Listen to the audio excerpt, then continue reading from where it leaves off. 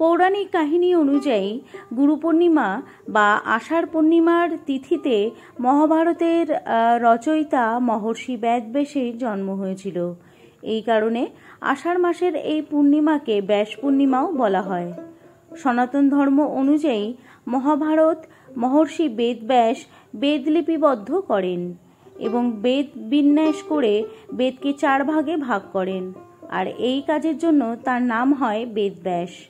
মহর্ষি বেদব্যাসের আসল নাম কৃষ্ণদ্বৈপায়ন। তিনি পরাশর মুনি ও মাতা সত্যবতীর ছেলে। মহর্ষি বেদব্যাসকে গুরুদের মধ্যে প্রথম ও শ্রেষ্ঠ স্থান দেওয়া হয়, কারণ মনে করা হয় মানব জাতিকে সর্বপ্রথম বেদের শিক্ষা তিনিই দিয়েছিলেন।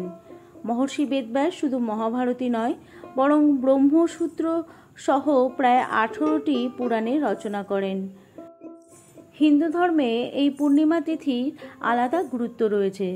গুরু পূর্ণিমা পালনের এই প্রথার মাধ্যমে এদিন শিষ্যরা তাদের গুরুদের প্রতি শ্রদ্ধা জ্ঞাপন করেন। নমস্কার বন্ধুরা, আমি রিয়া। আমার চ্যানেলে তোমাদের সবাইকে অনেক স্বাগত। আজকের ভিডিও গুরু পূর্ণিমার সময়সূচি। তো এবছর গুরু পূর্ণিমা পড়েছে 21শে জুলাই রবিবার। পূর্ণিমা তিথি শুরু হবে 20শে জুলাই বিকেল 5টা 59 এবং শেষ হবে 21শে জুলাই দুপুর 3টে 46।